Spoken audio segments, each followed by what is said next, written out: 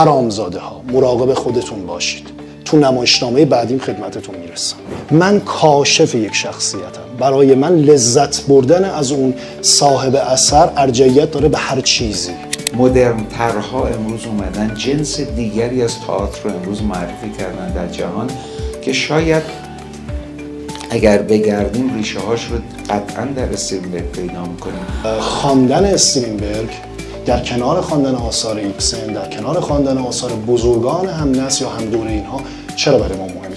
اگر تونستی بگی سفر به دمشق چی میگه، من گفتگو رو ادامه میدم. اگه نتونستی بگی گفتگو رو ادامه نمیدم. چیزی که اصلا شما نمیتونه اونجا تعیین بکنه اون آدم واقعا چی میخواسته بگه. آیا دیدگاهش اینه که این آدم ضد زنه؟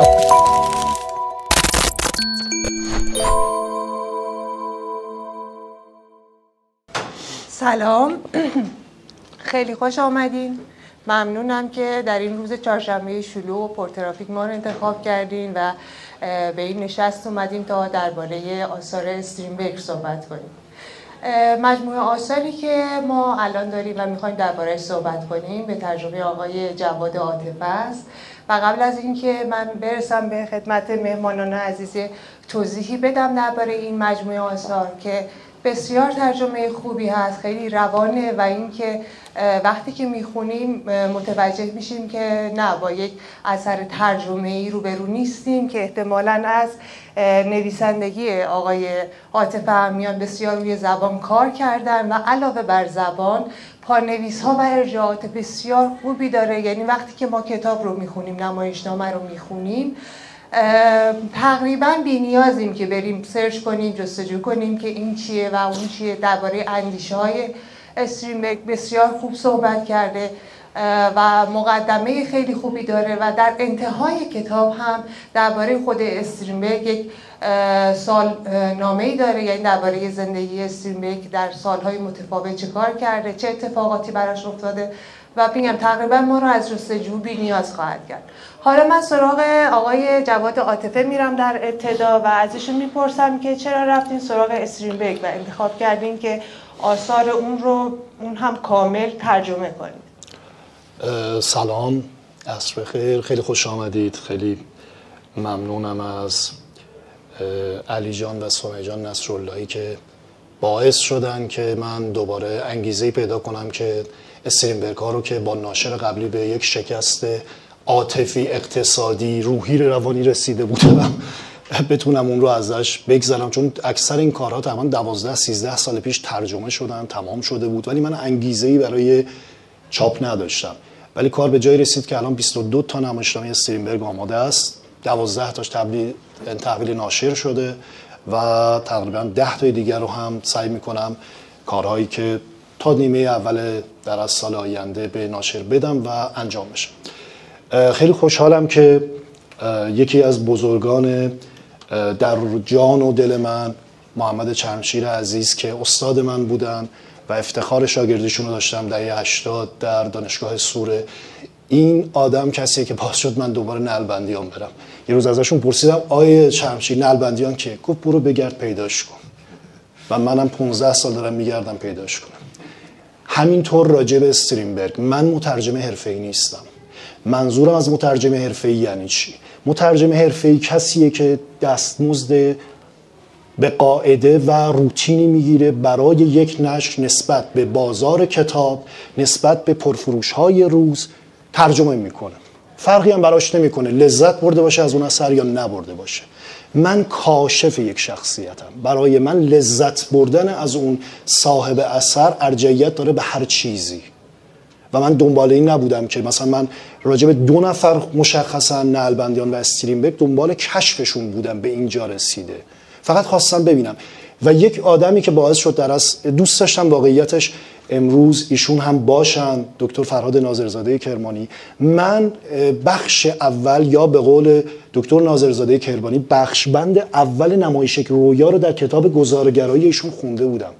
این از دوره دانشجویی در سال 79 برای من یک پرسش بود که بقیهش چیه و احساس میکردم خب چرا من نباید این اثر عجیب رو مثلا بخونم بفهمم و همین باعث شد که رسید به اینجا.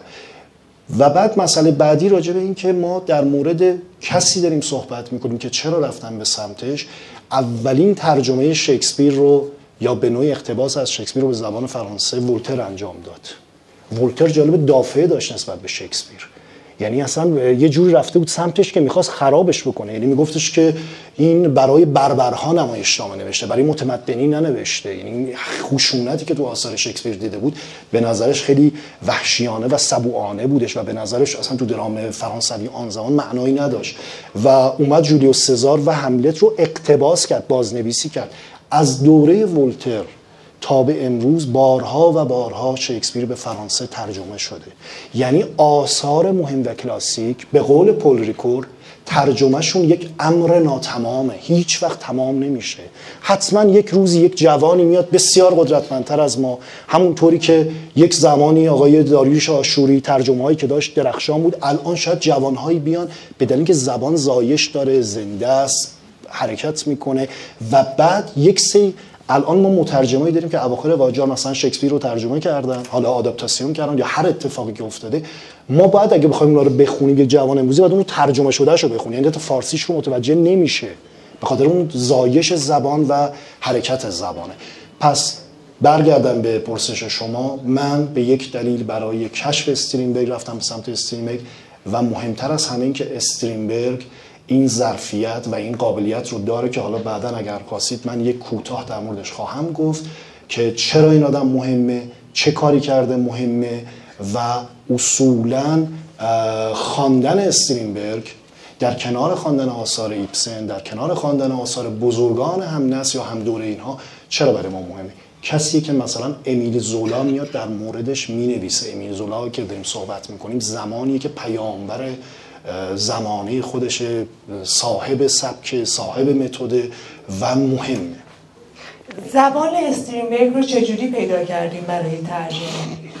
استرینبرگ واقعیتش رو شما بگم جایگاهش فقط به عنوان درام نویس نیست یا به عنوان داستان نویس نیست. استرینبرگ اگه بخوایم جایگاهش رو در زبان سوئدی و در کشور سوئد بخوایم بررسی کنیم، یک جایگاهی مشابه با جایگاه پوشکین داره در روسیه. یعنی فقط نیومده نمایشنامه بنویسه یا داستان بنویسه، به زایش زبان، به تحول زبان کمک کرده. شاید ما در مثلا 100 سال گذشته ما هدایت و شاملو جزء کسایی هستن که میتونیم راجبشون برای این تحول زبانی که ایجاد کردن بتونیم تو ایران صحبت کنیم. یعنی الان یکی از مهمترین جایزه ها در کشور سوئد جایزه اوگوست هست. من این وسط پرانتز باز کنم، یک روز یک خبرنگار امریکایی رفت سراغ برگمان خودشو فرزند استرینبرگ میدونست. من خودمون نوه استرینبرگ میدونم. حالا این فامیلی ما رو دیگه خودتون پیدا کنید چه خبر. برگمان واقعا چیز داشت راجبش، تعصب داشت. برگشت گفت آگوست استرینبرگ. گفت چی؟ یه بار دیگه بگو. فکر کن اول گفتگو برگمان بود دیگه. گفت درست تلفظ کن، یعنی شروع کرد یه اکابری رو انداخت برای اینکه درست بگه. اسم اصلی استرینبرگ در زبان سوئدی آگوست استرینبری. استرینبری، بری به معنای کوه، استرین یعنی اوگوست بچه کوه، مثلا استریند یه چنین منطقه، یه چنین فلان. اوگوست هم که خب اسم مقدسه و دیگه خودمون میدونیم. الان جایزه اوگوست در سوئد یکی از مهمترین جوایز بعد از نوبل فقط به درام نویس یا داستان نویس داده نمیشه. شما ممکنه یک مقاله پزشکی بنویسید اما تحولی در زبان ایجاد کرده باشید یا زبان شما جوری باشه که به زبان سوئدی یک چیزی رو اضافه کرده باشه، این جایزه رو میتونید بگیرید و این مهم از این منظر. و استرینبرگ کاری که میکنه جز در دوزخ یا اینفرنو به زبان سوئدی که یک کار مالی خولیایی عجیب غریبی که به زودی به ناشر من تحویل خواهم داد ترجمه خودم رو، به غیر از اون که خیلی محاوره می نویسه، استرینبرگ به زبان کهن یا زبان کلاسیک سوئدی وفاداره. مثلا من می بینم ترجمه هایی رو که به زبان محاوره کار میکنن روی استرینبرگ نمی گنجه تو این زبان محاوره. یعنی شما مجبوری مشهوده توی ترجمه‌تون کار، یعنی نمیشه همون سختی کتابی زبان معیار رو استفاده کرد، هم محاوره کرد. من سعی کردم مابین این دو، یعنی محاوره نیست اما اون خشکی یا اون قاعده های کلاسیک زبان رو هم نداره. به همین دلیل استرینبرگ هم سخت میشه. همین که یک چیزی که استرینبرگ دیوانه میکنه مترجم ها رو اینه که استرینبرگ به دلیل اینکه از 1899 به دلیل بیماری‌های معده‌ای که پیدا میکنه و آرام آرام میفهمه که دچار بحران‌های جدی و اساسی شده و نهایتاً در 1912 به دلیل همین معده دردها و سرطان معده میمیره در 63 سالگی. آرام آرام از الحاد، از ملحد بودن به خداپرستی بیمارگون رجعت میکنه.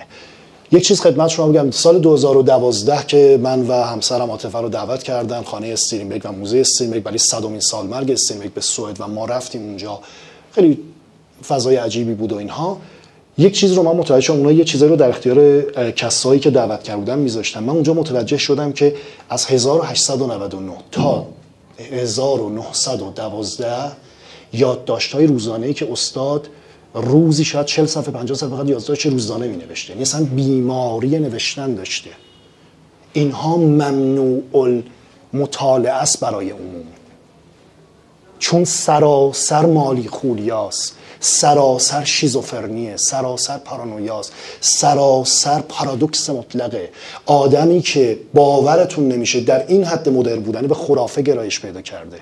برای چی این کارو کردن؟ تصمیم گرفتن به دلیل اینکه کسی باورش اینه اگر تمام استرینبرگ رو خوندی حالا این رو هم بخون.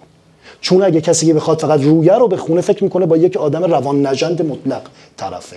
خب آدمی که با این وضعیت روانی و با این وضعیت فکر کنید در سال 1901 درد معده درمان این رو بریده، 9 تا نمایشنامه نوشته، 2 رمان نوشته. من تنها کسی که میتونم بگم همینقدر با صلابت کار کرده در کار خودش فقط برگمانه. برگمان 1954 اگر اشتباه نکنم 6 تا یا 5 تا فیلم ساخته، 2 تا هم تئاتر کار کرده. یعنی جزء حیرت آورترین رفتارهای آرتیستیکه. پس این بسیار بسیار مسئله مهمی که شما اون چیزی که از استرینبرگ به معنای یک آرتیست تمام وقت، چون استرینبرگ کلمه براش سلاحه، کلمه براش امری برای ابزاری برای مبارزه است. آخرین مصاحبه استرینبرگ با افتونبلاگت، روزنامه عصر استکهلم، تیترش اینه، از میان گفتگوهای خود استاد تیتر رو در آوردن: حرامزاده ها مراقب خودتون باشید، تو نمایشنامه بعدیم خدمتتون میرسم. اینو به نماینده های مجلس میگه. یعنی هیچ شوخی نداره. خیلی ها باورشون برای که استرینبرگ ضد زنه، اما این رو نمیان بررسی کنن که استرینبرگ فرقی نمیکنه، شاه، زن، هر کی برخلافشو بر علیش مینویسه. حالا چون عاشق پیش است، چون عاشق زنانه و همیشه هم تو بازی‌های با زنان، چه ازدواج، چه عشق بازی، چه معشوقه، چه روابط پنهانی، چه روابط پیدا، دوچار شکست شده، اونم به خاطر روان نژندی خودش، شمشیرش از روه، شوخی هم نداره. ولی مهمترین چیز استرینبرگ هم به همین دلیل اتفاق میفته که شخصی ترین مسائل خودش رو تبدیل میکنه به بزرگترین درام‌های تاریخ.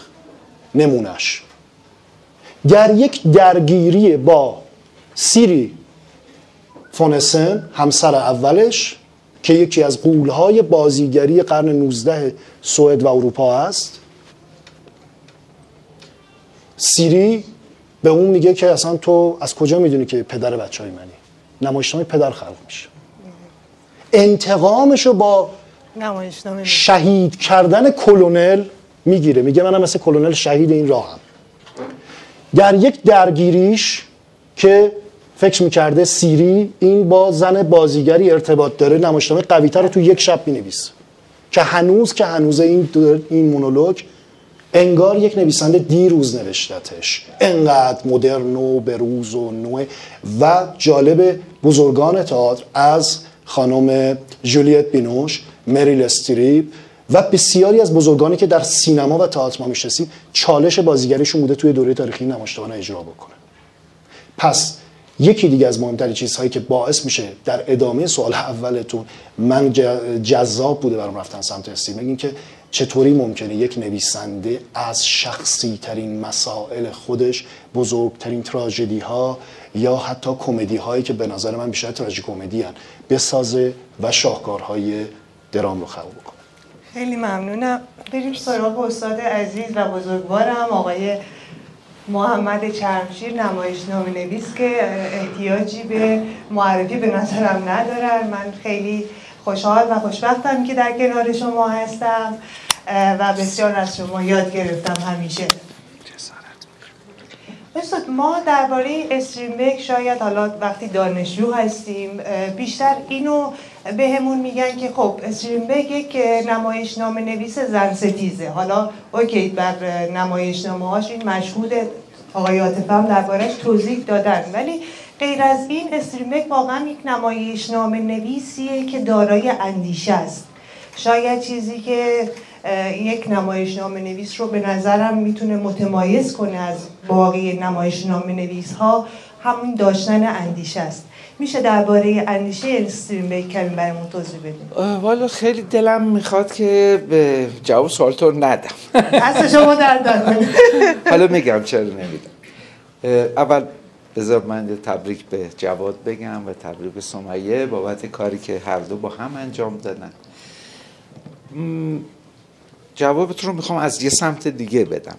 ماجرا بر سر اینه که بخوایم در واقع استرینبرگ رو یک لحظه بگذاریمش کنار. خب یه لحظه اتفاقا اون چیزایی که الان تو سوال میپرسی رو پاشونو بکشیم وسط و بعد 2 مرتبه برگردیم به استرینبرگ، شاید جواب سوال تو هم پیدا بشه. همین امروز که اینجا ایستادیم در سطح جهان، به هر حال چه ما بپذیریم چه نپذیریم، اندیشه ها، بخشی از اندیشه های استرینبرگ دیگه مورد پسند جامعه اجتماعی و جامعه سیاسی و جامعه در واقع نمایشی دنیا نیست. اون بخشی که جواد به درستی هم میگه که درست نگاه نمیشه بهش، اون ماجرای زنان و نگاهی که استرینبرگ به زنان داره. 2 ماجرای مدرن بودن استرینبرگ هیچ حرفی توش نیست، اما یک واقعیت هم وجود داره. ما داریم در مورد آدمی صحبت میکنیم که در آستانه قرن 19 قرار گرفته، قرن 20 قرار گرفته، انتهای قرن 19 ابتدای قرن 20. پیهای رو کنده، خب، و عمارت‌هایی رو دیگران روی این پی ساختند.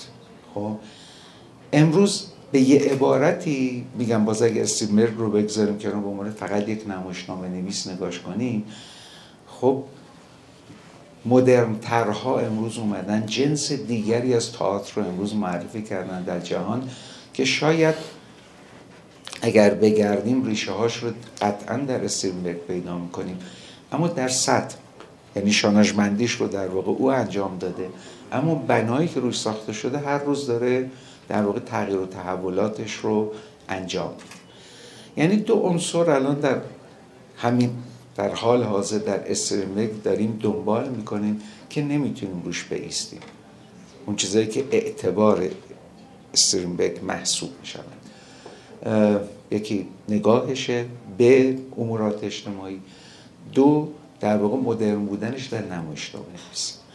اگر نخوایم به اینها نگاه بکنیم و باز بخوایم به خود استرینبرگ برگردیم، پس به کجا باید نگاه کنیم؟ به چه چیزیش باید نگاه کنیم؟ آنجایی که ما اتفاقاً خیلی هم بهش نگاه نمی کنیم، نمایشنامه. موضوع این هستش که ببینیم استرینبرگ چجوری نمایشنامه نوشته. اینکه در مورد چه حرف زده میتواند در دوره و زمان و در واقع روی کردی که در قرنهای بعد از خودش اتفاق میفته دیگه اونها در واقع کارایی نداشته باشن. در مورد مدرن بودن، خب میتونیم بگیم ریشه مدرنیسم در واقع تئاتر امروزمون اونجاست، اما مدرن تر از او امروز هستند. خب نمیخوام مقایسه بکنم و دارم فقط در واقع ظاهر ماجرا رو میگم که چی باشه. پس داریم به خود نمایشنامه نگاه میکنیم. شاید اولویت ماجرا این هستش که استرینبرگ اساساً چجوری نمایشنامه نوشت. من هم قطعا با جواد موافقم. او هر جا که رفت و هر نمایشنامه‌ای که نوشت، در هر شیوه و سبکی که نوشت، نزدیک به بهترین ها نوشت. ناتورالیست شد، نمایشنامه ناتورالیست بسیار خوب نوشت. اکسپرسیونیست شد، نمایشنامه اکسپرسیونیستی درجه 1 نوشت. همه رو در اوج خودش انجام داد. اما کمتر من دیدم، حداقل در منابع خودمون کمتر دیدم به این پرداخت بشه که چگونه نوشته استرینبرگ. اگر در واقع بخوام بگم ساختمان خب چیزی است که ما در واقع بناش میکنیم و ایده هامون آنچه را که راجبش صحبت میکنیم لوازمی باشد که ما در این ساختمان میچینیم، ما بیش از اندازه خب داریم راجع به اساسیه صحبت میکنیم. اون ساختمان چجوریه؟ خب همین سوالی که از جواد کردی به نظرم جواد پاسخ مناسبی بهش تا زبان استرینبرگی چگونه اتفاق میفته. این بدعت عجیبی که ما بعد از گذشت این قرنها هنوز نتونستیم از استرینبرگ یاد بگیریم. اگر موضوعی وجود دارد، اگر کاراکترها میخواهن راجع به چیزی صحبت بکنن، خب راجبش صحبت میکنن. خب حاشیه هیچ وقت متن رو در واقع تحت شعاع خودش قرار نمیده. یعنی در نمایشنامه وقتی نگاه میکنیم میبینی که از اون جایی که باید شروع کنه شروع میکنه. اون کسی که باید بیاد میاد. اون کسی که باید تنش ایجاد کنه تنش ایجاد میکنه. اینا چجوری اتفاق میفته در استرینبرگ؟ ما در ایبسن نداریم این رو. با همه بزرگی ایبسن خب این شگفت انگیزی توش وجود نداره. یعنی در واقع بخوام خیلی در واقع اکادمیک بگم، ایبسن راهرویی داره تا رسیدن به اتاق، اون چیزی که اصلی است، اون چیزی که در اتاق اصلی در واقع وجود داره که گاه این راهرو بسیار بلند میشه.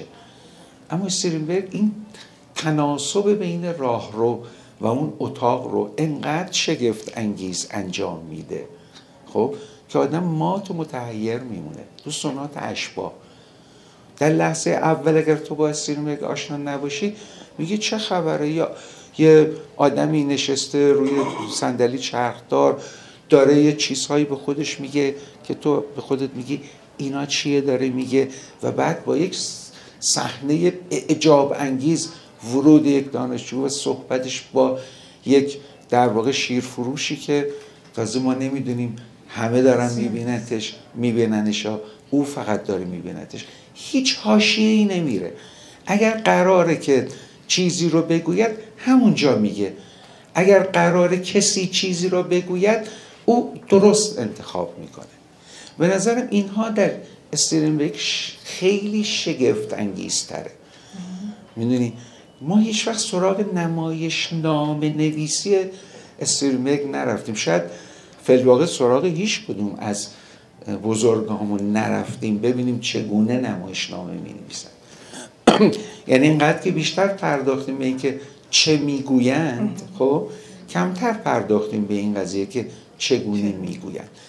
من خوشحالم برای این تعداد از کارهای استرینبرگ که داره در میاد به وسیله سمیه و لطف سمیه و لطف جواد، و بیشتر خوشحال خواهم شد که این بخش دیده بشود در کار استرینبرگ، برای اینکه این مدرن میکنه، این مدرن تر میکنه استرینبرگ رو از هر مدرنی که بعد از او آمده است. میدونی شیوه های نمایشنامه نویسیش، کاری که در نمایش انجام میده، حالا در ساختار زبانه، در بنیان گذاشتن در واقع کاراکتر رو خب به مقداری که ما باید بشناسیم معرفیش میکنه، و این باز شگفت انگیزه در کار مدرن ها. یعنی ما هیچ کس به اندازه استرینبرگ نداریم که این کار رو بکنه. هیچ کاراکتری رو با خودش حمل نمیکنه فقط به خاطر اینکه کاراکتر رو خلق کرده، او به وجودش آورده و باید ابتدا و انتهاش رو به هم متصل کنه. آنقدری که از کاراکتر انتظار داره که در داستان شرکت کنه، در موقعیت شرکت کنه، در روابط او با دیگری شرکت کنه، همونقدر ازش انتظار داره، همونقدر باش کار میکنه. برعکس ما که هنوز توی آموزش هامون این نکته رو دائما به عنوان غلط محسوب میکنی و درستش اینه که وقتی تو کاراکتر خلق کردی باید سر و ته کاراکتر رو معلوم بکنی. اندازه‌ای که احتیاج داره. دیالوگ اندازه ایست، خب اطلاعات درون دیالوگ اندازه ایست که متن و قصه و نمایشنامه بهش احتیاج داره. حرافی نمیکنه. خب به قول معروف میگن هر دیداری رو که میخواد با دو کاراکترش برقرار کنه از سلام علیک شروع نمیکنه، از مطلب اصلی شروع میکنه. این که بازیگردان نمایش‌هاش کاملا مشخصه و دلیل اون بازیگردانی. به قول معروف میگن با شیر یا خط نمیگه حالا رامتین حرف بزنه یا محمد حرف بزنه یا جواد صحبت کنه. میدونه کدوم آدم چه وقت به چه دلیلی با چه آدمی حرف میزنه. امروز توی در واقع متدهای جدید برای نمایشنامه نویسی یک از متدهای در واقع مولکولی هستن. یعنی در واقع ما این ژنوم در واقع چیزهای مولکولی، مواد مولکولی که براشون ترسیم در واقع جدول و شکل میکنیم، رابطه هاشون میشه. بله. یکی از شیوهایی که امروز دیگه متداول داره میشه کم کم این شیوه است و عجیبه که این شیوه رو ما در نمایشنامه نویسی استرینبرگ به وضوح میتونیم ببینیم. انگار او امروز با آموخته های از این در واقع سبک و شیوه نوشتتش. یکی از موضوعاتی که توی این سبک و شیوه خیلی در واقع روش تأکید میذارن این نکته است: گفتگویی صورت نمیگیرد مگر اینکه انگیزه‌ای برای گفتگو وجود داشته باشد. خب یعنی اگر آهو به من سلام میکنه، اگر انگیزه‌ای برای پاسخگویی در من پدید آورده باشه، من پاسخگو خواهم بود. نه بر اساس معاشرت، نه بر اساس رفاقتم با آهو، نه به دلیل اینکه میخواهم اخلاقیات رو حفظ بکنم و جواب سلامش رو با سلام بدم. خب و استرینبرگ به طور شگفت انگیزی اینه، یعنی آدم ها انگیزه گفتگو رو در هم پدید می آورند. برای همین گاهی اوقات ما با تفکرات امروزین خودمون نگاه میکنیم میگیم اصلا چرا این گفتگو شکل میگیره؟ ساده است، برای اینکه انگیزه گفتگو بین آدم ها به وجود میاد و این انگیزه ای نیست که فقط در شروع اتفاق بیفته، در کل مکالمه، در کل نمایشنامه در واقع کاراکترها در حال تولید انگیزه برای گفتگو و برای عمل و برای فکر کردن حتی در کاراکتر دیگری هستن و این به نظرم شگفت انگیزه. واقعا خیلی دلم میخواد که جواد در ادامه این در واقع نمایش هایی که لطف کرده و ترجمه کرده به این نکته بیش از حد بپردازه، برای اینکه ما باید یاد بگیریم از استرینبرگ، نه به عنوان کسی که در پشت سر ماست و تمام شده است، به عنوان نمایشنامه نویس که همیشه روبروی ماست و بسیار میتواند به ما بیاموزد. در ادامه حرفای شما دیوید محمد دقیقاً یه جمله‌ای داره میگه که دیر به صحنه وارد شد زود خارج شد. دقیقاً انگار همین چیزی که میگین استرینبرگ رعایتش میکنه. مثلا یک نمایشنامه نویسی که سالها بعد از استرینبرگ اومده به این نتیجه رسیده و اون رو بیان میکنه. حالا چون درباره کاراکترها صحبت کردین، بذارید یه سوالی درباره شخصیت پردازی استرینبرگ از شما بپرسم. معمولا شخصیت ها توی آثار استرینبرگ در نهایت خودشون هستن، یعنی انگار که نهایت بدی رو دارن یا نهایت خوبی رو دارن، انگار کمتر میبینیم یک حد فاصلی داشته باشن یا خاکستری باشن. یعنی درباره این شخصیت ها برای ما توضیح میدید؟ به نظرم میاد اگر نخوام از منظر روانشناسی در واقع روزگار استرینبرگ صحبت بکنم، بخوام به خود نمایشنامه برگردم، مگر غیر از این باید وجود داشته باشه. نگاه استرینبرگ نگاه خوب و بدی، سفید و سیاهی نیست. میدونی یعنی در واقع اینجوری نیست که اگر ما کاراکتر رو بد میبینیم و به قول تو در نهایت میبینیم یعنی او سیاه هست، متوجه هستی؟ و کاراکتر دیگه رو که داریم میبینیم سفید است. مثلا نمیدونم باز در سونات اشباح بگیم مثلا دختر و دانشجو نمیدونم سفیدها هستند و باقی سیاه ها هستند. مسئله این نیست که در نقطه سیاه و سفید قرار بدن. موضوع این است که یادمون باشه آنچه که در حال وقوعه توی نمایشنامه ها خب در همون لحظه در حال وقوع نیست یا وقوع پیدا نمی کند. چیزهایی هستند که در گذشته اتفاق افتادند و کاراکترها این فرصت رو پیدا کردند خب که اون کاراکترها رو مورد مداقه، مورد در واقع نگاه قرار بدن و آن چیزی که با خودشون میارند خب حاصل همین فاصله بین اتفاقی که افتاده است و اکنونی که ما با نمایشنامه برخورد میکنیم. برای همین کاراکترها قبل حساب خودشون رو در واقع معلوم کردن و در حال و در اکنون کاراکترها با اون چی دارن برخورد میکنن که قبل اتفاق افتاده است، قبل پدید آمده است. برای همینه که این فرصت رو پیدا میکنن که در مورد زشتی هاشون صحبت کنن یا در مورد پاکی هاشون. میدونی؟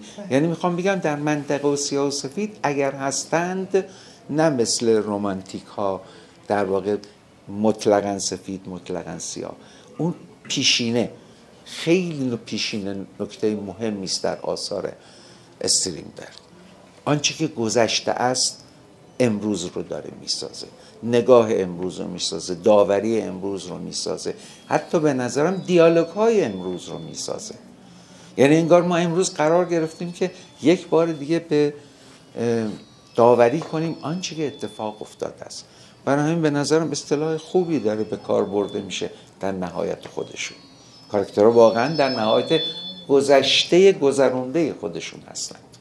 خیلی ممنونم از شما. ببخشید قربان زیاد شما. صحبت کردیم.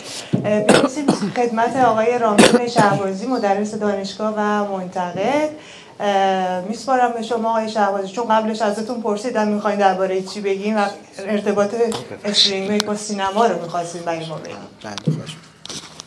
خب با نام خدا سلام عرض میکنم خدمت همه دوستان. برای من بسیار افتخارآمیز حضور در این جمع به واسطه حضور استاد عزیزم جناب آقای شمشیر که همونطور که جواد عزیز فرمودن بنده هم افتخار شاگردی استاد رو داشتم در دوره کارشناسی ارشد دانشگاه سوره. از این بابت هم دانشگاهیم هم در واقع هم شرایط ما همه شاگرد آقای چمشیر مگه اینکه بله. بعد من هیچ وقت خاطره کلاس آقای شمشیر رو یادم نمیره و همیشه سر کلاس الان برای بچه‌ها میگم که تمرین هایی که آقای شمشیر میگن. حالا من شاگرد تنبلی بودم تو حوزه نوشتن، چون ارسم حوزه نوشتن نبود و به هر حال بیشتر تو حوزه نظری کار می‌کردم، ولی همیشه این شاید خودش باعث می‌شد من از یک فاصله نگاه کنم همیشه به آقای شمشیر و تمرین‌هایی که میدادن. خیلی درگیر انجام تمرین‌ها نمی‌شدم، ولی همیشه خاطرشون مونده و سر کلاس‌ها همش من غیر ممکنه که در هر ترمی بیاد و بره و یادآور در واقع خاطره حضورم در کلاس آقای شمشیر نشم. آقای میرعلی اکبری هم همینطور در واقع با سعادت خدمت شما هستم. خب من هم تبریک میگم به جواد عزیز و ناشر محترمشون بابت انتشار ارزم به خدمت شما که مجموعه آثار استرینبرگ و این که به هر حال یک نکاتی وجود داره که به نظرم شاید یک نکات ژورنالیستیه، ولی به نظر من هر بار باید گفت. یعنی من دقیقاً 48 ساعت قبل هم در یک جلسه مشاوره در خانه سینما بودم و داشتیم راجع به کتاب سینمای آوانگارد صحبت می‌کردیم و اونجا هم من گفتم الان در واقع انتشارات، چاپ کتاب واقعا یک کار عجیب غریبیه دیگه. یعنی کسی که وارد این حوزه میشه و کسانی که توی این حوزه چه در عرصه در واقع کسی که انتشارات داره، چه کسی که کار میکنه به هر ترتیبی، مؤلف، مترجم، پژوهشگره و اینکه یعنی انگار مثلا یه کار فضایی دارن انجام میدن دیگه، نسبت به اتفاقاتی که ما دور و برمون داره میفته انگار داریم مثلا یه کار عجیب غریب انجام میشه و به هر حال جای تقدیر و تشکر داره، هم از ناشر محترم هم از جواد عزیز که وقت گذاشتن بابت این ماجرا. بسیار بسیار اتفاق مهمی است. نکات بسیار خوبی رو خود جواد عزیز و استاد عزیزم آقای چمشیر در واقع اشاره کردن و آقای چمشیر به یک نکته‌ای اشاره کردن که این اصولاً مدت هاست که دغدغه منه. وقتی هم که میگیم از بعضی جهان مورد حمله قرار میگیریم دیگه، به خاطر اینکه ما اصولاً مضمون پروریم، یعنی اینکه دوست داریم راجع به مضامین صحبت بکنیم و به نظرم میاد که شاید نقد مضمونی یک شیوه نقد در دنیا جا افتاده است و هیچ مشکلی هم ما باش نداریم، ولی به نظر من دور شدن از تکنیک و اون چگونه گفتنی که استاد فرمودن، این اصولاً حلقه گم شده خود اصلا نمایشنامه نویسی حتی خود ما هم هست. از روز اولی که در واقع نمایشنامه نویسی وارد ایران میشه که اونجا آمیخته میشه با یک سری دغدغه‌های سیاسی، یعنی یک سری نگاه‌های سیاسی ما رو در واقع به این سمت میبره. من راجع به این چند جایی صحبت کردم که حالا تو فضای مجازی مثلا نمیخوام اونجا وارد اون بشم. راجع به خود در واقع استرینبرگ عرضم به خدمت شما که ما وقتی جریان شناسی میکنیم اتفاقاتی رو که و در واقع اتفاقات و اشخاصی رو که در حقیقت توی این اتفاقات سهیم هستن، یکی از این افراد اگر بخوایم نام ببریم به ایبسن میرسیم، به چخوف میرسیم و در واقع به استرینبرگ میرسیم. جواد عزیز اشاره کرد به این نکته که در واقع استرینبرگ چه تأثیری روی برگمان میذاره. برگمان در همون نوع چگونه گفتنی که استاد فرمودن یک فیلمی داره که دیدید احتمالاً همتون، به نام توت فرنگی‌های وحشی. توت فرنگی‌های وحشی در زمان خودش میشه گفت که در نوع روایتش فیلم کاملا متفاوت. یعنی اینکه شما در دوره‌ای که تازه نگاه‌های کلاسیک به سفر قهرمان داره شکل میگیره و یک سفر طولی که عرضم به خدمت شما که قرار هستش که ایستگاه به ایستگاه شما به در واقع ایستگاه به ایستگاه پیش برید و شخصیت رو بشناسید و داستان رو بشناسید، عرضم به خدمت شما که برگمان توی این فیلم میاد و دست میزنه به یک سفر درونی قهرمان، یعنی یک پیرنگ درونی تدارک میبینه که در اون دوران به نظر میاد خیلی کار عجیبیه. یعنی شخصیت شما به جای اینکه جلو بره، به ظاهر داره جلو میره، سفر استاد داره جلو میره، ولی داره هی برمیگرده و خاطرات خودش رو مرور میکنه، برمیگرده به درون خودش رو محاکمه میکنه، دیگران رو محاکمه و یک دادگاهی در واقع به نظر میاد در طول این سفر داره ساخته میشه و تمام اون وجه سمبولیک یک استاد پیر فرزانه‌ای که قرار هستش که برود و ازش تجلیل شه رو داره چیکار میکنه؟ داره در واقع به نقد میکشه با فرم، یعنی با فرم روایی. خیلی اونجا شاید اون چیزی که تو ذهن من مونده و از توت فرنگی‌های وحشی با اینکه احتمالاً خود شما بارها دیدید، منم بارها دیدم، این که خیلی اتفاقا که چه حرفایی اونجا زده میشه، چی میگن تو ذهن من نمونده. این خود شکله که اون ساختمانی که میفرمایند استاد چمشیر در واقع اون توی ذهن خود من مونده. خب اینها از کجا میاد؟ یعنی اصولاً آن چیزی که ما در اروپا بهش میگیم سینمای هنری، حالا با هر تعریفی که وجود داره، تعریف بورتول شما بگیرید تا در واقع دیگرانی که راجع به این صحبت میکنن، این از کجا داره میاد؟ یعنی آبشخورش کجاست؟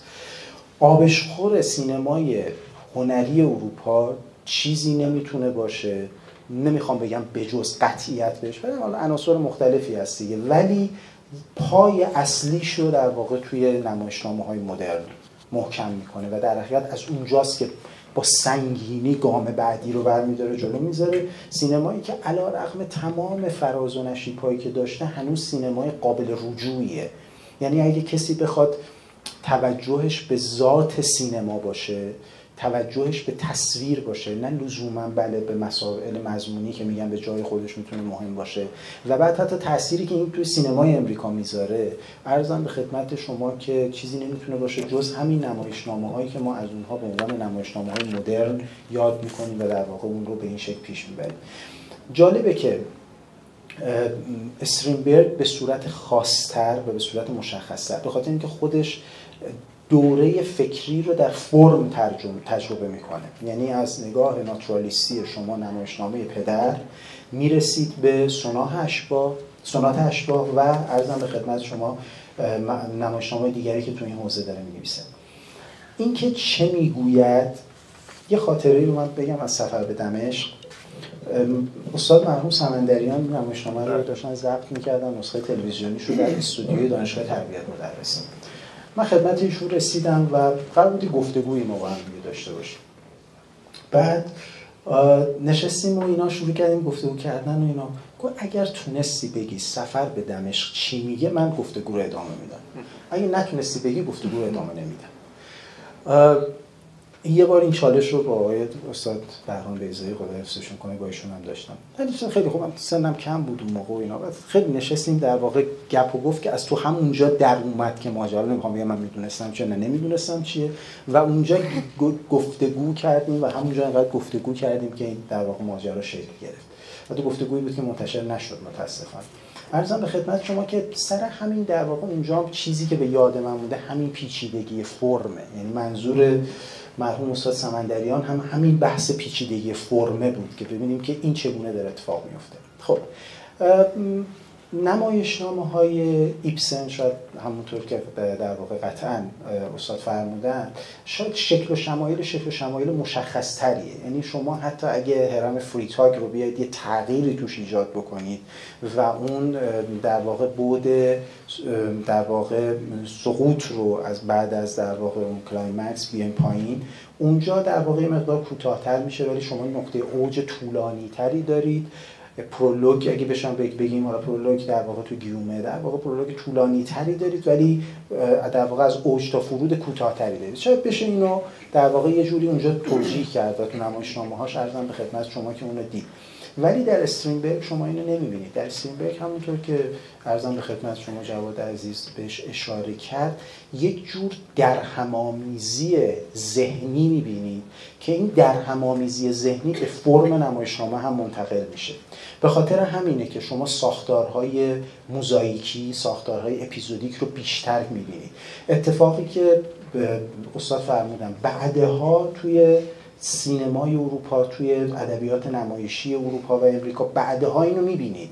ولی اینکه شروع کردن و در واقع کسی که گام اول رو داره برمی‌داره، همیشه این با یک جرقه‌ای همراه بوده که حاصل یک تجربه زیسته به علاوه شرایط مختلف اجتماعی و فکریه. اتفاقی که برای استرینبرگ میفته، استرینبرگ خب به شدت نزدیک هستش به دوره سوژه گرایی، یعنی اینکه جایی که انسان موقعیتش از ابژه در تاریخ تفکر تبدیل میشه به در واقع سوژه. شما دکارت رو دارید، کانت رو دارید که اینا خیلی خیلی عمیق راجع به این ماجرا صحبت کردن و در واقع فلسفیدن و به این صورتبندی فلسفی دادن. من فکر میکنم که من این خاطره رو هم بارها گفتم. من در مصاحبه دکتری که رفتم به من گفتن که خب مثلا فیلسوف مورد علاقت کیه؟ من مثلا گفتم که کوبریک فیلسوف مورد علاقه منه، مثلا هانیکه فیلم. و خب در دوستانی که اونجا بودن رشته فلسفه هنر خوندن که همه با تعجب نگاه میکنن و اینا کیان، اینا چه فیلسوفایی این داره نام میبره، اینا رساله‌شون کجاست؟ گفتم اینا فیلمسازن، اینا آرتیستن. و داشتن من رد میکردن تو مصاحبه که این یا ما رو دست انداخته یا فلان، چون انتظار داشتن که مثلا حالا اسم نمیبرم کیا بودن ولی انتظار داشتن من بگم هایدگر رو مثلا راجع به هایدگر صحبت کنم. گفتم خب اونا که سر جای خودشون، ولی اصولاً فیلسوفایی هستن که رساله ننوشتن، فیلسوفایی هستن که اثر هنری خلق کردن. عرضم به خدمت شما و به زعم من فکر می‌کنم که استرینبرگ هم یکی از هموناست. یعنی استرینبرگ جدا از اینکه نمایشنامه نوشته، همونطور که کامو، همونطور که سارتر، اینها در واقع رساله‌های فکری خودشون رو هم با نمایشنامه‌هاشون نوشتن. دارم اینا رو میگم که کار جواد چقدر سخت میشه در واقع در ترجمه. تو فقط یک نمایشنامه ترجمه نمی‌کنی، تو داری یک دیدگاه رو هم ترجمه می‌کنی که اون دیدگاه داره با یک فرم بیان میشه. من نمی‌خوام بکشم سمت مضمون. یک دیدگاه، این دیدگاه خودش در واقع امیدوارم بتونم حرفم رو مفهوم بزنم، این که در واقع خود این دیدگاه یک فرمه. لزوم این که چه میگوید شاید این چه میگویده رو بشینیم برای 5 تا کتاب 10 تا کتاب بخونیم راجبش و دیگه تکرار که نمیشه. یه جوری دیگه مثلا ما یه فیلمو میبینیم که نمیگیم 10 بار ببینیم بلکه بار 10م ببینیم قصهش عوض میشه، نه دیگه همونه. خب ولی این فرمه رو درک کردن به لحاظ پدیداری، مواجه شدن با این فرمه، این کار سختیه. خب عرضم به خدمت شما که استرینبرگ داره در واقع از تفکر اصلا جایی که در حقیقت ما میگیم مدرن میشه، انسان کجا مدرن میشه؟ انسان از جایی مدرن میشه که متوجه میشه که ابژه نیست. یعنی نشسته که ببینه که کائنات برای اون چه تصمیم میگیرد، کائنات توی گیومه. حالا شما هر تأثیر و در واقع هر تفسیری ازش میتونید ارائه بدید. این از دوره یونان باستان شروع میشه دیگه.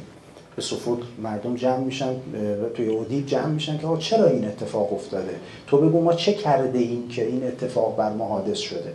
خب در یهو انسان میفهمه که نه، جهان ابژه است و اون سوژه است، اوست که میتونه تأثیر بذاره و این جهان رو حداقل در بعد ذهنیش خلق کنه و در واقع با این جهان ارتباط برقرار کنه. و استرینبرگ یکی از مهمترین در واقع آدم‌هایی است که این رو داره نشون میده. شما میگم تو فلسفه میرید کانت میخونید، دکارت میخونید، اینا میان در واقع به لحاظ فلسفی صورت بندی میکنن، ولی در جهان نمایشنامه و این نشون میده که همچنان، ولی این تجربه مشترک است که نمایشنامه همچنان با فلسفه از دوره یونان باستان همینجوری که میاد جلو همراهه و این رو در حقیقت به این شکل داره نشون میده. پس این میشه خاستگاهش که حالا اگر من دارم فراز میگم، حالا اگر بعداً فرصتی شد میشه اینا رو باز کنیم.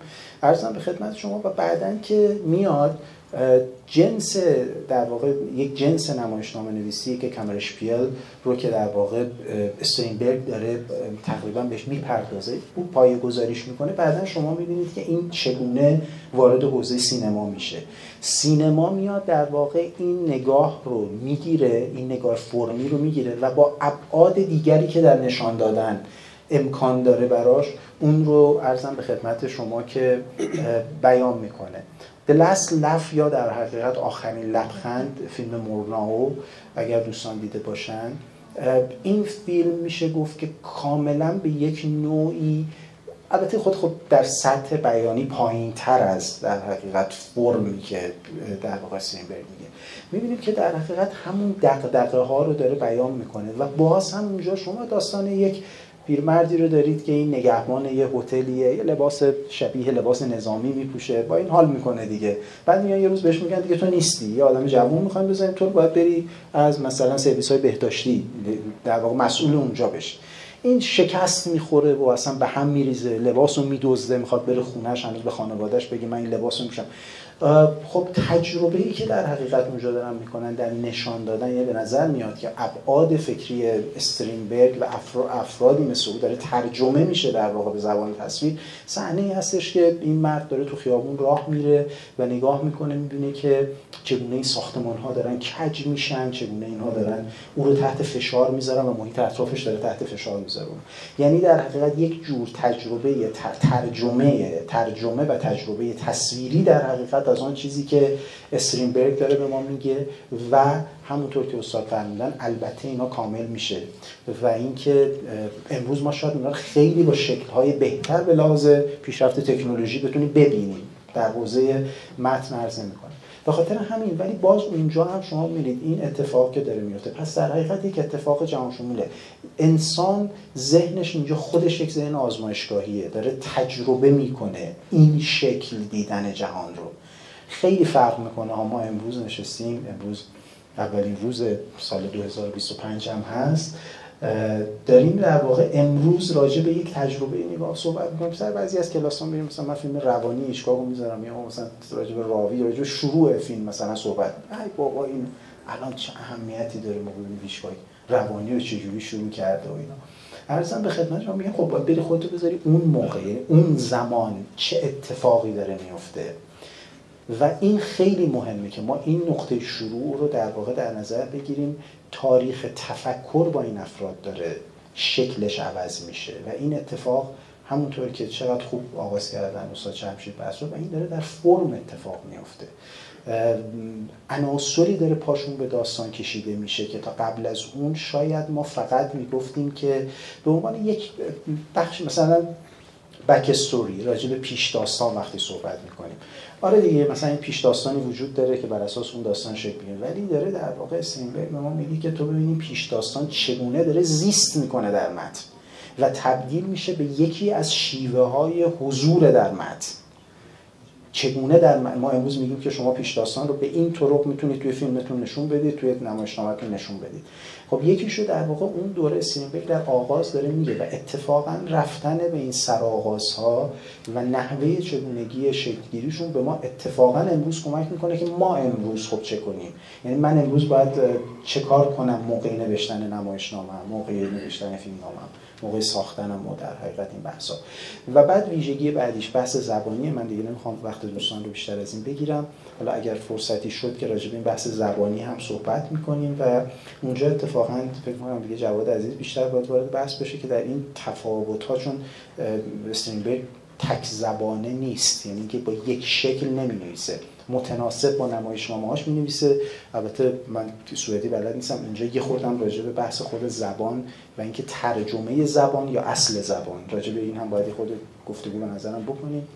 ولی به هر حال باز هم خوشحالم. من همین الان از آقای دکتر ناظرزاده جدا شدم اومدم و اتفاقا گفتم خیلی هم سلام مثلا گفتم دارم میام در واقع برای این جلسه، چون نامشون اومد، چون کلاس داشتن الان دانشگاه تموم شد، ما تا دم در با هم اومدیم و در واقع از هم جدا شدیم. ببخشید اگر وقتتون گرفتم. خیلی ممنون آقای شهبازی. برمیگردیم به شما. برسیم خدمت آقای محمد امیرعلی اکبری، نمایشنامه‌نویس و کارگردان. تا اینجا درباره نمایشنامه‌ها، شیوه نویسندگی، دیدگاه استرینبرگ صحبت شد. شما به عنوان کارگردان درباره شیوه‌های اجرایی استرینبرگ برای ما اگه میشه صحبت کنید که در ایران چجوری بهش پرداخته میشه و شیوه‌هاش به چه صورت است؟ بله، درود به همگی.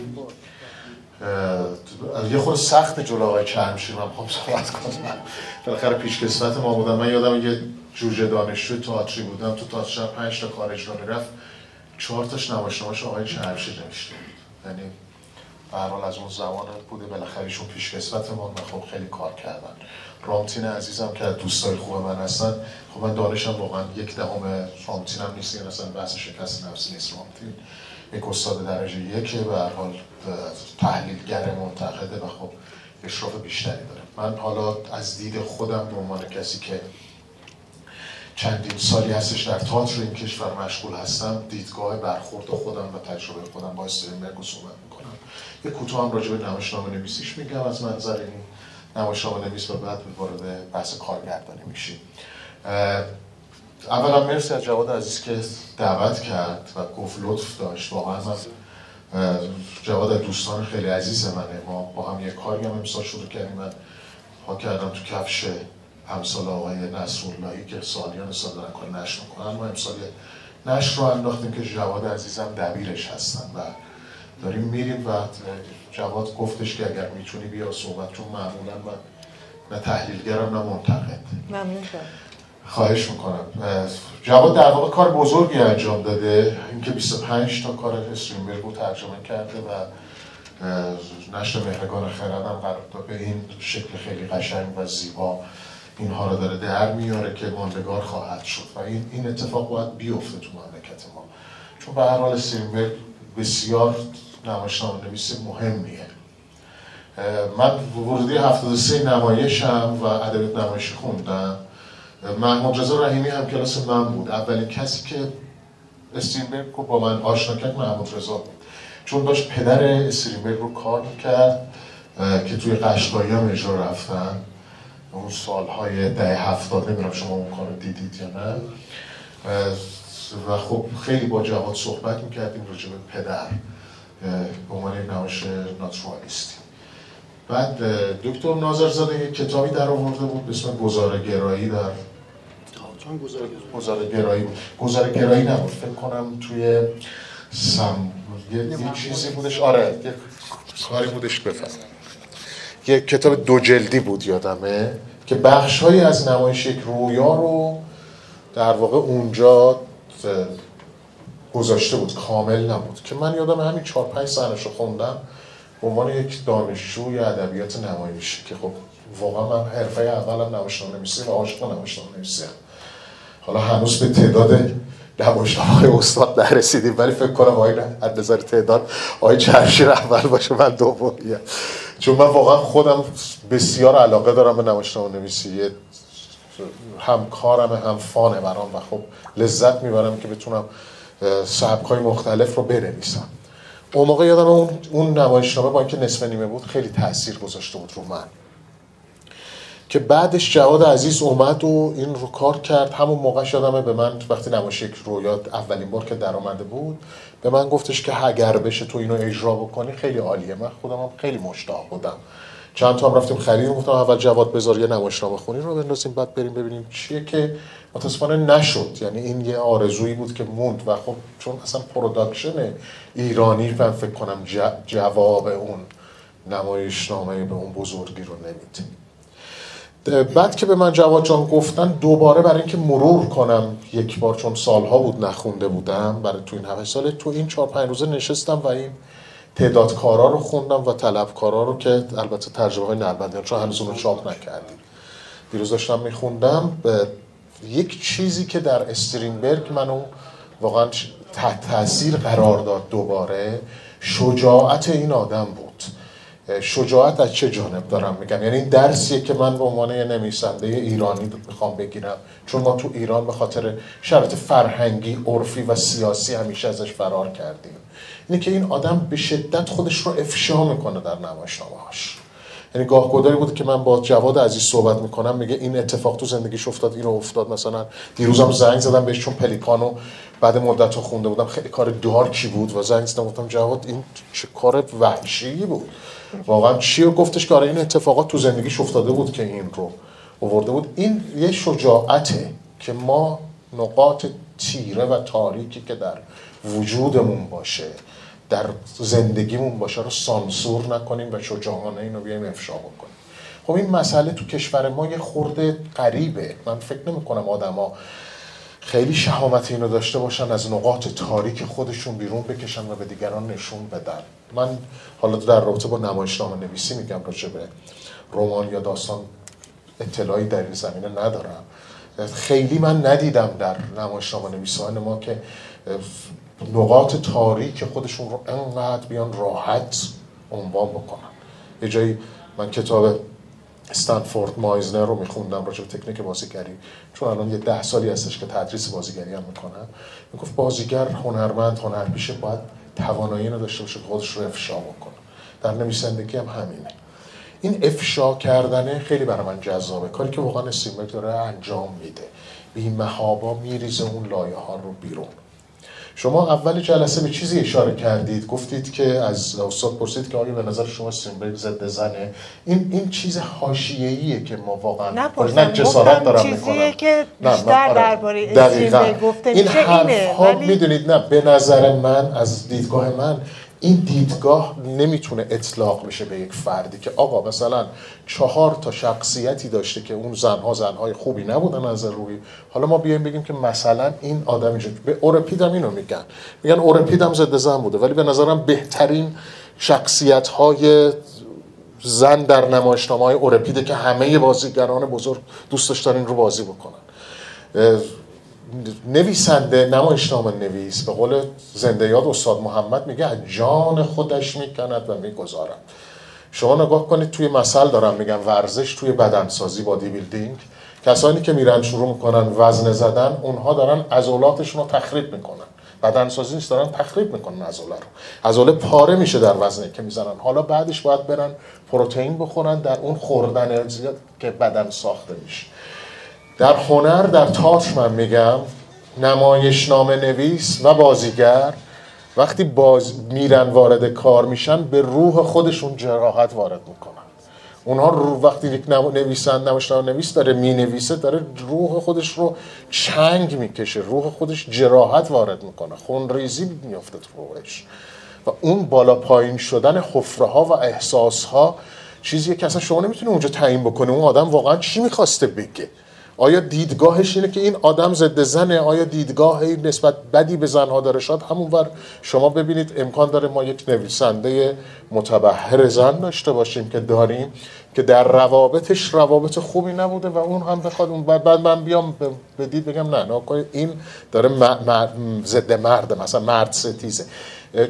با آرتیست اصولا نمیشه اینجوری برخورد کرد، چون انقدر این روح بالا پایین میشه، انقدر این جراحت ها وقتی کار داره انجام میشه زیاد میشه که اصلا ما نمیتونیم بررسی کنیم دقیقاً ببینیم آیا اونه. امکان داره وقتی نمایشنامه تموم میشه، من یه نمایشنامه دارم مینویسم مثلا، خب من از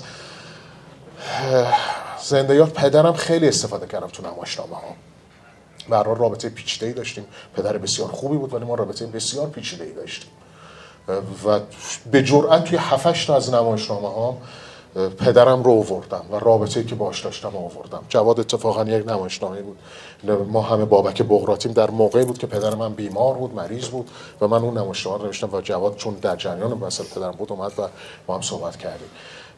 شاید یک لحظاتی یاد یک سری مسائلی میافتادم، من ناخواسته خشمی به این پدر داشتم و می نوشتم، ولی وقتی نوشتم تموم میشد فراموش میشد دیگه. من یادم میرفت که من و او چه داستانی داشتیم. اون شبیه یک جور تراپی هم میشه دیگه برای نویسنده. نمیدونم راجع به تراپی واقعا تراپی یا نه. شما جای قرار میگیری که حتی من مسئله‌ای که دارم، شاید حالا بعضی از منتقدان، تحلیلگران، اساتید قبول نشدن، مثلا فکر می‌کنم اصلا تکنیک فراموش میشه.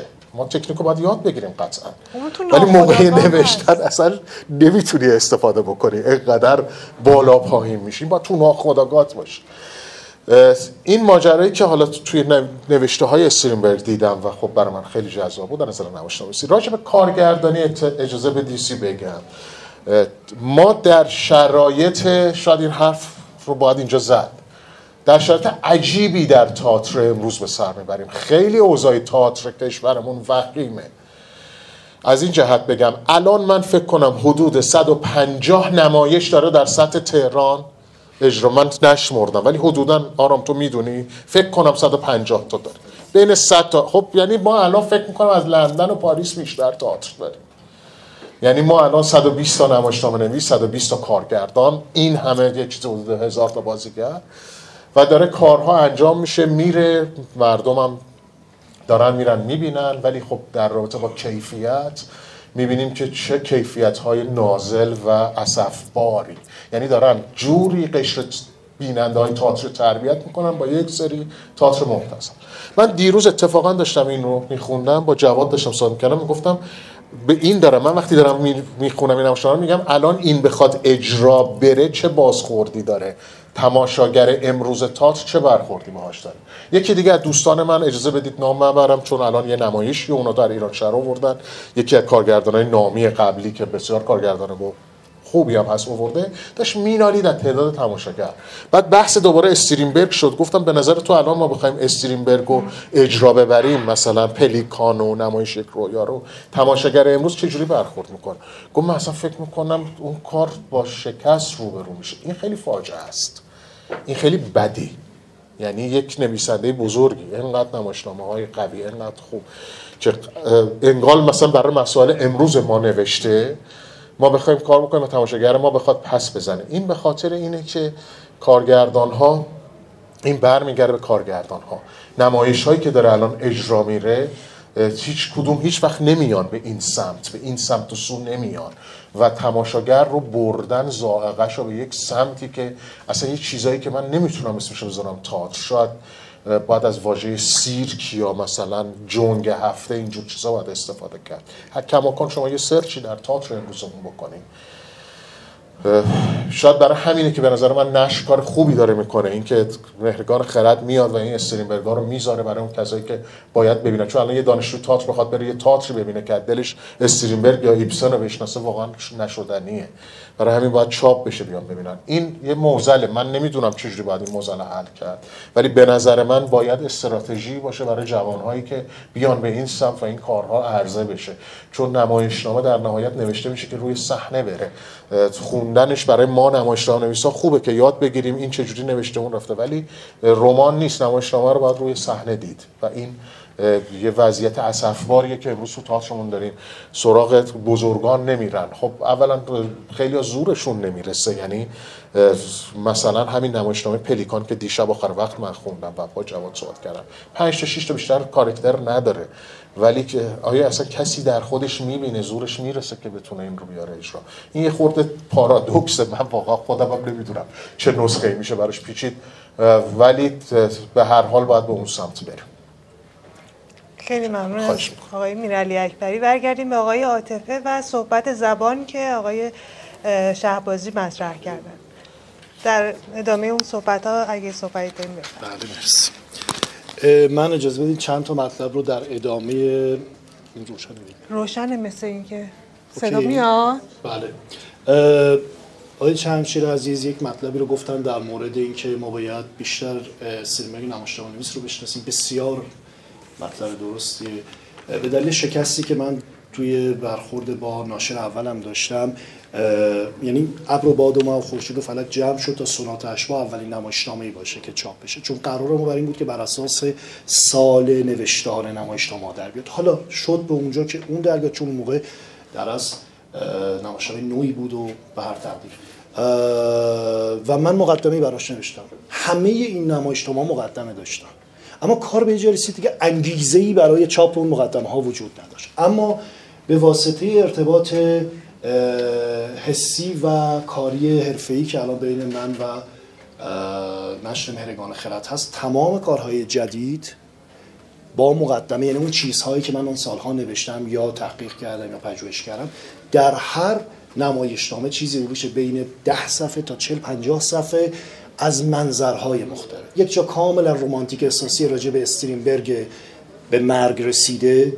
یک جا کاملا انتقادی در برابر ساختمان نمایش، یک جا رابطش با ایبسن و دعواهای، یعنی سعی کردم آن چیزی که میتونست یک شناختنامه استرینبرگ باشه رو تخص کنم توی این 22 23 24 اثری که قراره در بیاد و برجت این خواهد بود در مورد زبان، در مورد تمام مسائل. یک مسئله که باید راجبش صحبت کردیم که اصلا چرا استرینبرگ آن فرمی که و تغییر فرمی که ایجاد کرد چرا اتفاق افتاد. استرینبرگ محصول دورانیه که در اروپای قرن 19 کنت‌ها، کنتس‌ها، لردها و آقازاده‌های دوران اروپا همه چیز رو چپاول کردن که به خاطر همین اون انقلاب سرخ در اوایل قرن اتفاق میفته دیگه. یعنی انسان به خفگی رسیده، همان چیزی که ما امروز داریم تجربه میکنیم. پس به همین دلیله که به نظر من خواندن استرینبرگ در این روزگار جذابه و ما میتونیم ما هم اکسپرسیونیستی امروز خودمون رو خلق کنیم، چون انسان مزمحل شده است، انسان خفه شده است، انسان زیر فشاره که همه چیزش پر کنتراسته. نه عشقش عشق واقعیه، نه لبخندش لبخند واقعیه، نه حالش حال درونیش حال درستیه. همه چیزش تحت تأثیر شرایط خاصیه که به خاطر لگدمال شدن، به خاطر سرکوب شدن و بعد منکوب شدن خودش ما یادمون نره از دگر سانسوری به خود سانسوری میرسیم. من اون روز داشتم با علی جان نصراللهی داشتم صحبت میکردم، گفتم شدیم شبیه فرانکشتاین. من چون تجربه کار چاپ کتاب در خارج از ایران و آمازون رو داشتم و چون مخاطبی رو نتونستم تاچ کنم منصرف شدم. 5 تا از کتابای خودم و همسرم رو اونجا چاپ کردیم، یک ناشری در لندن. بعد گفتم خب که چی، الان من نمیفهمم مثلا چه خبره، نمیبینم، تهش نیاز دارم به این که کتابم رو ببینن، کتابم تو پیشخوان باشه. و تبدیل داره میکنه سیستم ما رو به فرانکشتاین، هی جراحی کنیم، اینو حذف کن، اونو بزن به اونو، اصلا یک جور عجیب غریبی شده. خب این شرایط برای استرینبرگ هم حاکم بوده. اون تغییر فرم یک دفعه شما ببینید استرینبرگ ناتورالیست، بعد رئالیست، بعد سمبولیست، یک دفعه تبدیل میشه به مبدع خالق اکسپرسیونیسم در تئاتر. از اون ور هم دوره خودش ادوارد مونک دوستشه، رفیقشه، اصلا اومده چند تا از کارهای استرینبرگ رو نقاشی کرده. یعنی دقیقاً محصول و فرزند زمانه خودش. این رو هم فراموش نکنیم. آن چیزی که ما از اکسپرسیونیسم آلمانی در سینما داریم دقیقاً پا روی شانه‌های استرینبرگ گذاشته. ما داریم در مورد کسی صحبت می‌کنیم که کافکا، که اگر بگوییم در تاریخ درام و داستان 2 آدم مهم، 2 آدم تاثیرگذار، 2 آدم نقطه عطف نام ببر، به نظر من در تئاتر بکت، در داستان کافکاست. این دو نقطه عطفن، اینو باید بپذیریم. این نظر من هم نظر در از خوانده شده بزرگان جهانا، من شخصی نمیگم این رو، ولی باورمندم به این نظر. شما فکر کنید آقای کافکا میگوید امروز نمایش رویا را خواندم، بر شانه های این مجسمه بزرگ و عظیم ایستادم. استرینبرگ میگه و به دوردست ها خیرم، چشماندازی وسیع که نمیتونم ترسیمش کنم. شما فکر کنید هیچ کارگردان، آن چیزی که آقای محمد امیر اکبری گفت، اصلا توان این که با شکلی که استرینبرگ نوشته این رو بتونه اجرا بکنه نداره. ببینید یک سری نمایشنامه ها مثل آمده یونسکو، مثل نمایش یک رویا، اینها اصلا به نظر من جنون درامنویس فقط بنویسه، اصلا به این فکر نکرد که آیا میشود رو صحنه رفت یا نه، چون آن چیزهایی که دلش میخواهد بگوید نسبت به زمانه خودش، نسبت به آن چیزی که فکر میکنه رو سعی کرده فارغ از اینکه اجرایی هست یا نه انجام بده. اما برگمان همین نمایشنامه رو 5 بار روی صحنه برد با 5 خوانش متفاوت. یعنی میخوام به شما بگم شدنی هست قاعدتا، ولی نه لزوما خود نمایشنامه و همون فرم نمایشنامه. مگر میشه شما الان در اینجا یک دفعه استیج تغییر بشه بریم تو غار فینگال، از تو غار فینگال یه دفعه بریم مثلا توی شهر فلان، از اونجا. میخوام به شما بگم این جنون هایی که استرینبرگ داره ازش نام بره، این کنتراست بالایی که توی سه اثر به سوی دمشق شروع میشه، نمایش 1899 1900 به 1904 و بعد اتفاق بعدی که حالا توی یکی از این مقدمه ها این رو آوردم، استرینبرگ یک ویژگی اساسی داره. زمانی که احساس میکنه خوانده نمیشه، همون موقع هم این بالاخره ببینید از امیلی پنکراس در لندن جنبش های زنانه و آزادی های زنانه در نیمه دوم قرن 19 در انگلیس شروع شده. زنان ستیزجو، زنان کنشگر، زنان عملگرا، پراگماتیک و دارن حرکت میکنن. همون موقع استرینبرگ در مزان اتهامه و بعد میان میکوبنش و حتی آکادمی نوبل، یکی از خسرانهای بزرگش اینه که استرینبرگ رو شایسته گرفتن نوبل ندونست و بعدا برنارد شاو جایزه خودش رو تقدیم کرد به استرینبرگ و حتی تمام پولش رو به خانه استرینبرگ داد برای نشر آثار استرینبرگ و اولین چاپ‌های مجموعه آثار استرینبرگ به انگلیسی توسط آکسفورد و کمبریج با هزینه برنارد شاوه. میخوام به شما بگم بالاخره این چون درگیر پارانویا هم بود، همیشه فکر میکرد بر ضدشن، یعنی همیشه فکر میکرد یه سری آدم نمیخواد این کارش اجرا بشه، نمیخواد به صحنه بره، نمیخواد دیده بشه. اومد کاری که کرد، اومد تئاتر شخصی خودش رو انداخت، اینتیما تئاتر یا تئاتر خودمانی رو انداخت. شروع کرد نمایشنامه‌های مجلسیش رو نوشت که مشخصا 4 نمایشنامه خانه سوخته که ماه آینده چاپ خواهد شد، طوفان سال آینده چاپ خواهد شد، سونات اشباح و پلیکان. اونجا اومد دقیقاً جهانی رو ترسیم کرد که من اگر بخوام ترجمهش بکنم میشه جهان سالوسی، جهان مزوران و شیادان، جهان ریاکاران و دروغگویان، متوهمانی که خود بزرگپندارن اما وقتی که آینه جلوشون گذاشته میشه همه چیز فرو میریزه، هیچ چیزی پس این جهان وجود نداره، که اونجا به شاه تاخته، به نماینده مجلس تاخته، به بزرگان تاخته. یعنی همه اینها رو دارن میگن این شجاعتی که ما ازش صحبت میکنیم، این زبانی که استرینبرگ و زبان کوبنده رامتینجان گفت حتما آثار استرینبرگ زبانهاشو متفاوته، قطعا هر اثری زبان مختص خودشو داره، اما زیر متن زبانیش، چون الان توی دایرش مثلا توی من چون اینها برام جذابه و توی نوشتن داستان ازشون کمک میگیرم، شما مثلا توی جرم شناسی اگر بخوان مثلا یه نامه رو تشخیص بدن، روان یه نامه رو تشخیص بدن، میتونن تشخیص بدن شما تعداد، الان استاد چرمشیر و نرم افزارایی از نمایشنامه‌شون رو بذاری 5 تا رو بدی، نمایشنامه 8م رو بدون نام بدی میگه آقای چرمشیر، چون هر کدام ما دایره واژگان خودمون رو داریم بدون اینکه بهش فکر کرده باشیم، در ناخودآگاه ما هست. قطعا استرینبرگ هم از این آبشخور مثل همه بوده دیگه، ولی کاری که میکنه استرینبرگ چنان نوپردازه. این رو من به شما بگم که استرینبرگ قاتل ایبسنه. برای چی؟ زمانی که نمایشنامه به سوی دمشق منتشر شد، ایبسن وقتی این رو خوند شوکه شد. با دوستی صحبت میکنه که این در یادنامه ایبسن هست، میگوید این جوان آمده است منو از در راه به در بکنه و اونجاست که وقتی ما مردگان رستاخیز کنیم یا وقتی ما مردگان سر برداریم آخرین نمایشنامه‌اش رو نوشت. اونجا هم یک دفعه ایبسن حضور زنده ها و مرده ها رو در درامش داره و بعد کسی رو داره که دورانش تمام شده. این یعنی که خودشه و بعد از اونم ایبسن دوچار بیماری ها، سکته مغزی و بعد زندگی نباتی و تمام.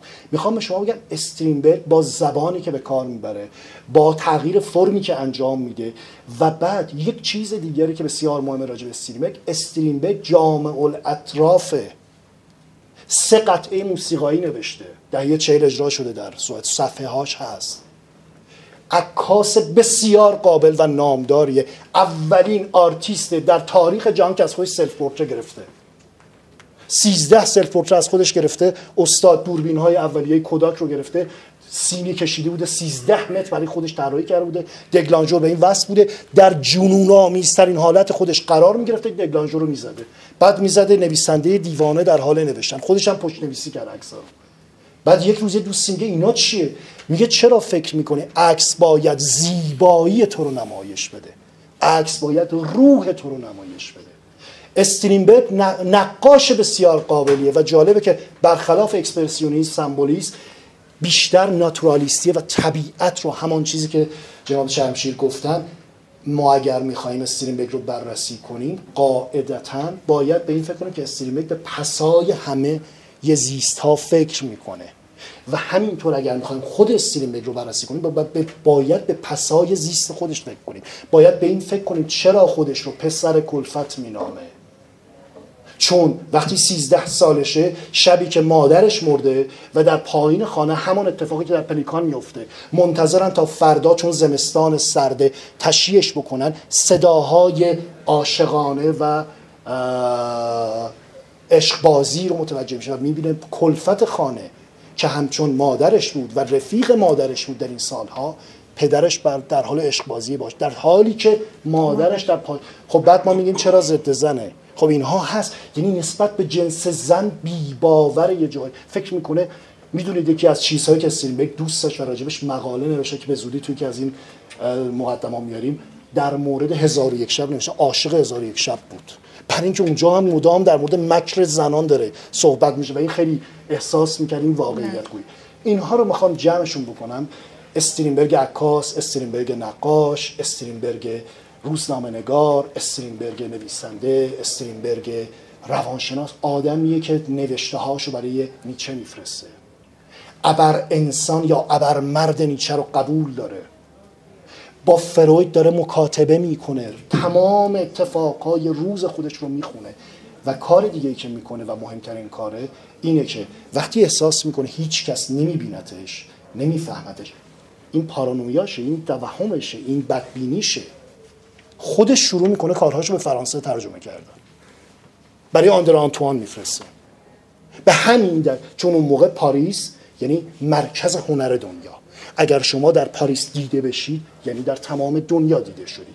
به همین دلیل من یک چیزی که میخوام به آن جوانی که استرینبرگ رو میخونه اینه که سوای آن ساختمانی که جناب شمشیر به واسطه تخصص درام نویسیش میگه، محمد به واسطه کارگردانیش میگه، رامتین به واسطه منتقدی و تحلیلگریش میگه، اما بخوایم حتی رویه رو ببینیم، تلاشیه که استرینبرگ انجام میده برای اینکه جنون خودش رو عمومی بکنه، برای اینکه مسائل شخصی خودش رو عمومی بکنه و بعدها اگه بخوایم بگیم یک نفر در این قد و قامت میشه کامو، تحلیل مینویسه، داستان مینویسه، رمان نمایشنامه مینویسه، برای اینکه آن باوری که داره رو منتقل میکنه.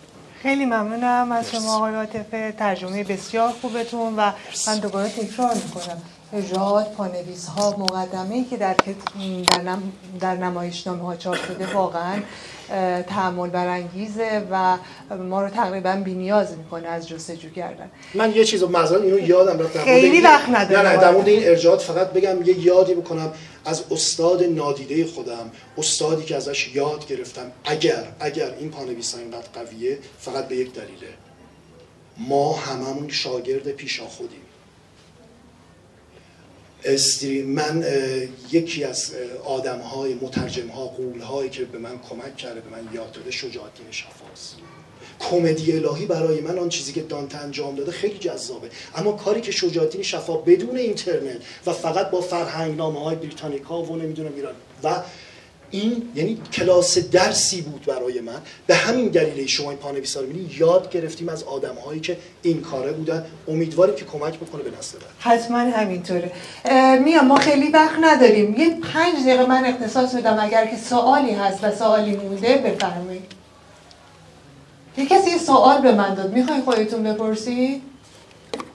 بفرمایید. سلام عرض می‌کنم، امیدوارم که خوب باشید. خیلی ممنونم از در واقع حضورتون، بهره و لذت بردم. برای من یک چیزی که خیلی جذابه،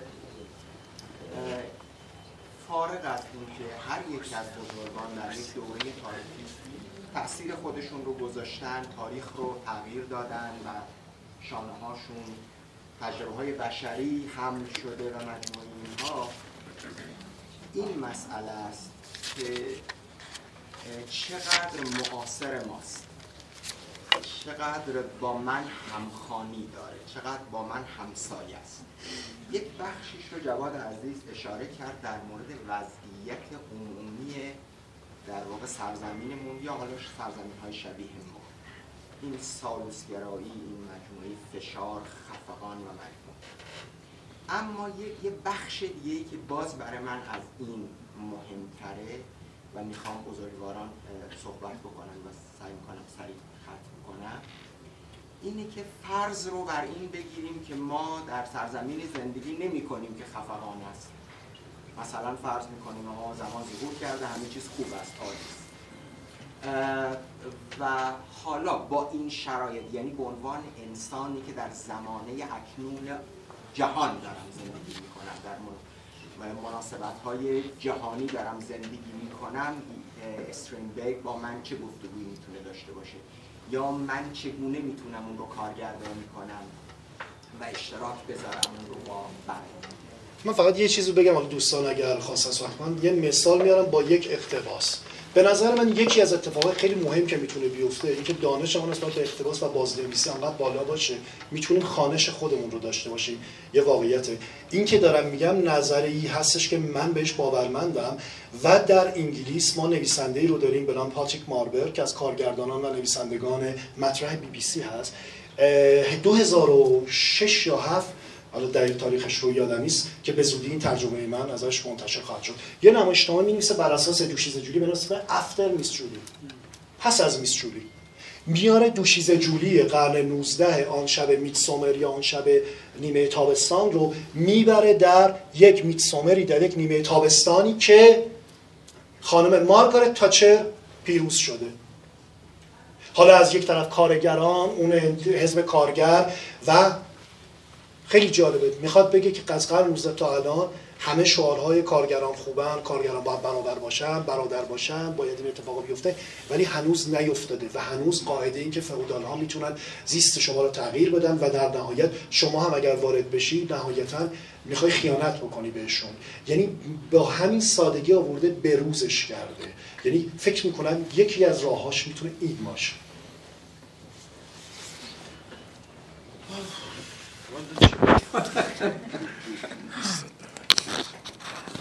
آخه یه فرضی رو گذاشتی که اون فرض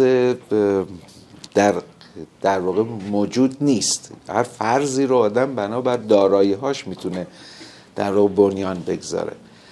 الان جواد داره میگه 25 تا نمایشنامه استرینبرگ رو ترجمه کرده، یه مقدارش رو داره برای ما تعریف میکنه که ما گوشمون هم خبردار نشد. خب نمیدونم یه عالمه کارهایی در دنیا هست که ما نخوندیمش. خب بعد این فرضت رو دیگه نمیتونیم خب داشته باشیم که فرض کنیم که اینها بشود.